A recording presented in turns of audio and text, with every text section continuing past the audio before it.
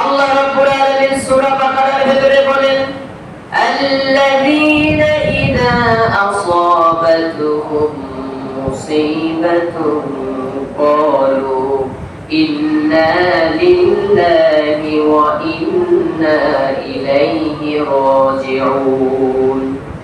ওই সমস্ত বান্দা যখন তাদের কাছে কোনো বিপদ আপদ এসে পড়ে, তারা যখন কোনো বিপদের সম্মুখীন হয়ে যায়, তারা দুনিয়ার কোনো মানুষের কাছে যায় না, দুনিয়ার কোনো তন্ত্রমন্ত্রের কাছে যায় না, দুনিয়ার কোনো বস্তুর কাছে সাহায্য প্রার্থনা করে না।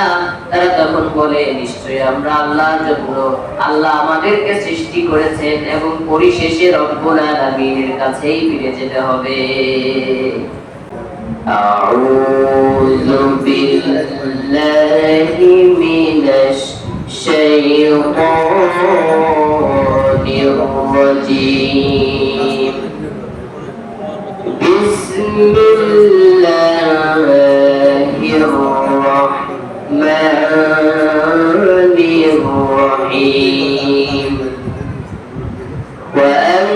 وأنزلنا من المعصرات ماء ثجاجا لنخرج به حبا ونباتا وجنات ألفافا.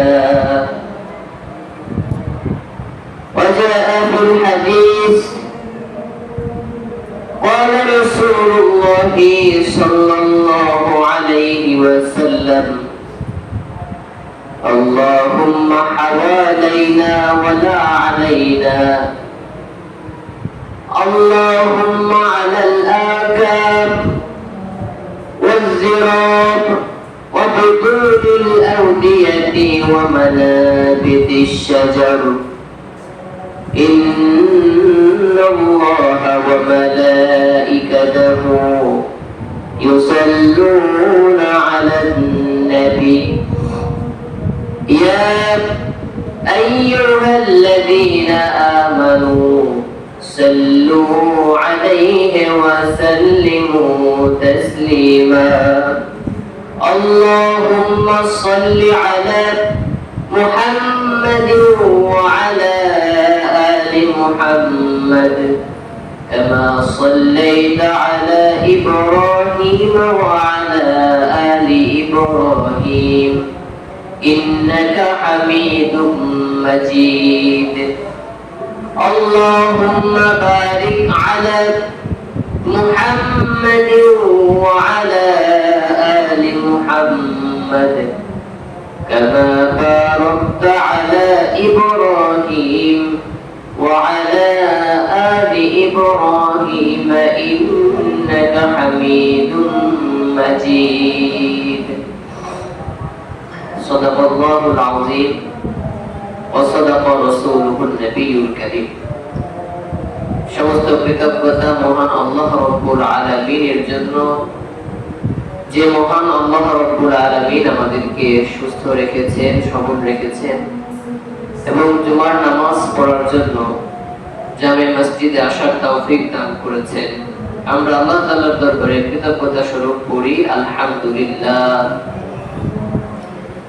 সম্মানিত মুসল্লিবৃন্দ, আমি সূরা নাবা থেকে আয়াত তেলাওয়াত করেছি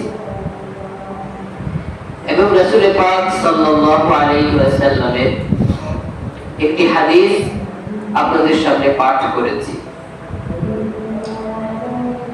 আমরা দেখি মাঝে মধ্যে আমাদের দেশের মানুষ দুর্যোগের শিকার হয়ে যায়। বৃষ্টি অতিমাত্রায় পড়লে অনেক অঞ্চলের মানুষ দুর্দশাগ্রস্ত হয়ে পড়ে।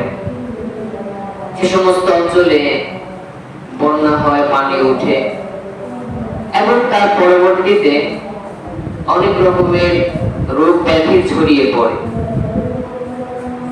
তো বন্যা, ঝড়, অতিবৃষ্টিতে ইসলামের জরুরি দিক নির্দেশনা কি, সেই সম্পর্কে আমরা সংক্ষিপ্ত আলোচনা করব।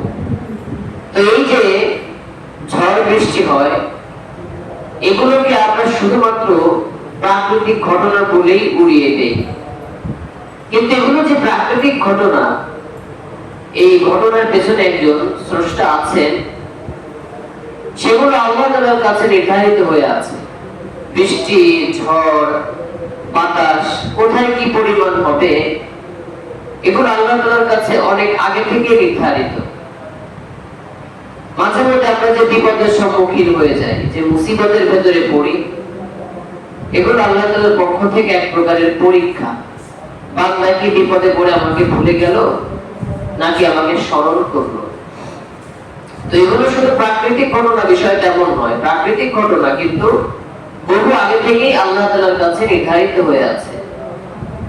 আল্লাহ রাব্বুল আলামিন সূরাতুল হাদীদের 22 নম্বর আয়াতের ভিতরে বলেন, মা আসাবা মিন মুসিবাতিন ফিল আরদি ওয়ালা ফি আনফুসিকুম ইল্লা ফি কিতাবিন মিন ক্বাবলি আন নাদরাহা ইন্না যালিকা আলাল্লাহি ইয়াসীর। মহান আল্লাহ রাব্বুল আলামিন বলেন, এই পৃথিবীতে এবং তোমাদের ভেতরে যত রকমের বিপদ আপদ, বালা মুসিবত সংঘটিত হয়, এগুলো অনেক আগে থেকে আমি রব্বুল আলামিন নির্ধারিত করে রেখেছি। আল্লাহ রব্বুল আলামিন বলেন, এই যে ঝড় দেখো, এই যে বৃষ্টি দেখো, এই যে বন্যা হয়, এত কিছু হয়, রব্বুল আলামিন বলেন এগুলো শুধুমাত্র প্রাকৃতিক বিষয় বলে উড়িয়ে দিও না। এগুলো প্রাকৃতিক বিষয়, কিন্তু এগুলো এক রব্বুল আলামিনের কাছে অনেক আগে থেকে নির্ধারিত হয়ে আছে। আর এগুলো তো অনেক সামান্য বিষয়। আল্লাহ রাব্বুল আলামিন বলেন, এর থেকে বড় বড় যদি কোনো কিছু আসে, বড় বড় ঝড় আসে, বৃষ্টি আসে, আবহাওয়া খারাপ হয়, এগুলো রব্বুল আলামিনের কাছে কোনো কঠিন বিষয় নয়। এগুলো সব আল্লাহ রাব্বুল আলামিনের কাছে অত্যন্ত সহজ বিষয়। ইন্না যালিকা আলাল্লাহি ইয়াসীর, এটা আল্লাহ তাআলার কাছে অনেক সহজ। আমরা মনে করি কত কঠিন একটা বিষয় আসলো,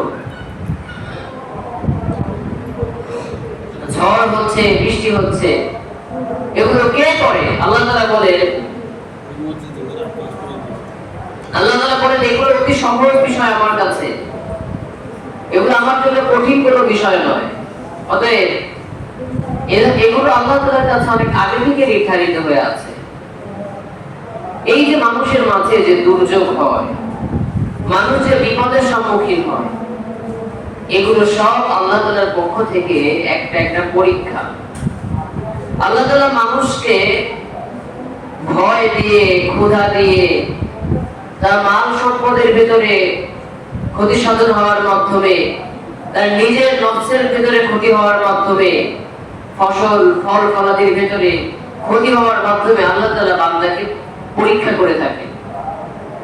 আল্লাহ রাব্বুল আলামিন বলেন, وَلَنَبْلُوَنَّكُمْ بِشَيْءٍ مِّنَ الْخَوْفِ وَالْجُوعِ وَنَقْصٍ مِّنَ الْأَمْوَالِ وَالْأَنفُسِ وَالثَّمَرَاتِ وَبَشِّرِ الصَّابِرِينَ। অবশ্যই অবশ্যই আমি তোমাদেরকে ভয়ের মাধ্যমে, তোমাদেরকে ক্ষুধার মাধ্যমে, তোমাদের মান সম্পদের ভেতরে লোকসানের মাধ্যমে, তোমাদের জীবনের ভেতরে লোকসানের মাধ্যমে, তোমাদের ফল ফলাদি ফসলের ভেতরে লোকসানের মাধ্যমে আমি রব্বুল আলামিন তোমাদেরকে পরীক্ষা করব। রব্বুল আলামিন বলেন, এই ধরনের বিপদ আপদ আর বালা মুসিবত দেখে তুমি হতাশ হয়ে যেও না।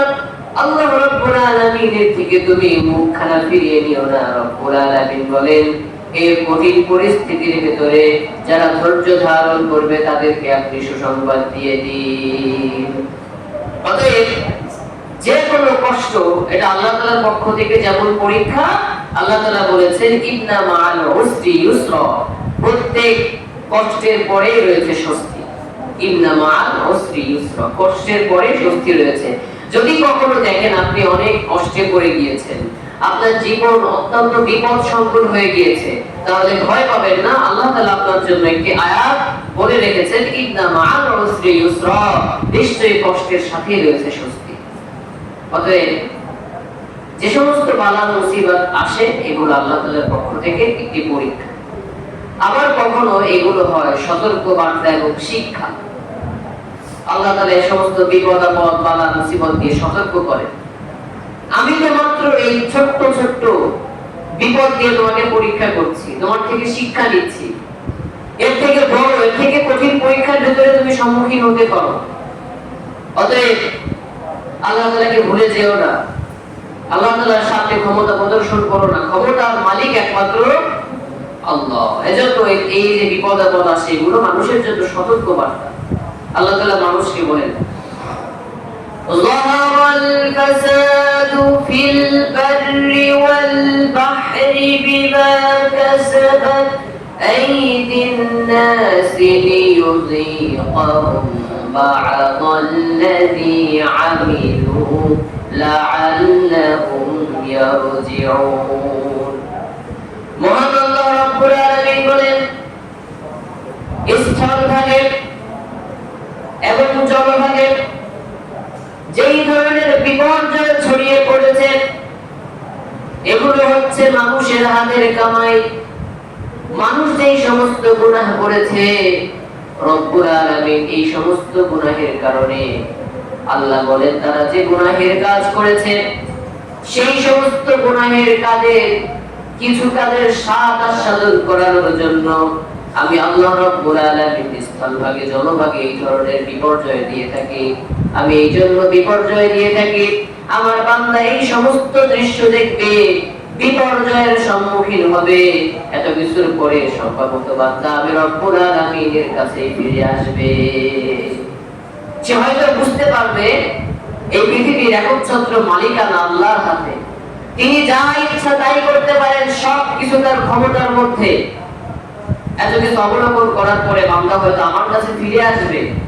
আমি বান্দাকে পরীক্ষা করার জন্য এই সমস্ত বিপদ দিয়ে থাকি। আল্লাহ রাব্বুল আলামিন সূরা বাকারার ভিতরে বলেন, আল্লাযীনা ইযা আসাবাতুহুম মুসিবাতুন ক্বালু ইন্না লিল্লাহি ওয়া ইন্না ইলাইহি রাজিউন। ওই সমস্ত বান্দা যখন তাদের কাছে কোনো বিপদ আপদ এসে পড়ে, তারা যখন কোনো বিপদের সম্মুখীন হয়ে যায়, তারা দুনিয়ার কোনো মানুষের কাছে যায় না, দুনিয়ার কোনো তন্ত্রমন্ত্রের কাছে যায় না, দুনিয়ার কোনো বস্তুর কাছে সাহায্য প্রার্থনা করে না। তারা তখন বলে, নিশ্চয়ই আমরা আল্লাহর জন্য, আল্লাহ আমাদেরকে সৃষ্টি করেছেন এবং পরিশেষে রব্বুল আলামিনের কাছেই ফিরে যেতে হবে। সর্বশেষ আমাদেরকে কার কাছে ফিরে যেতে হবে? আল্লাহর কাছে ফিরে যেতে হবে। তো ইন্না লিল্লাহি ওয়া ইন্না ইলাইহি রাজিউন, আমরা তো এটাকে মৃত্যুর দোয়া বানিয়ে নিয়েছি। মানে কেউ মারা গেলে এটা পড়তে হয়, তাই মনে করি। আল্লাহ তাআলা বললেন, যখন তারা বিপদ সম্পূর্ণ হয়, যখন তাদের মাথার উপরে কোনো মুসিবত এসে পড়ে, তখন তারা এই দোয়াটা পড়ে। অতএব আপনি যখনই কোনো বিপদের ভেতরে পড়বেন, তখন এই দোয়াটা পড়তে পারবেন, অসুবিধা নেই।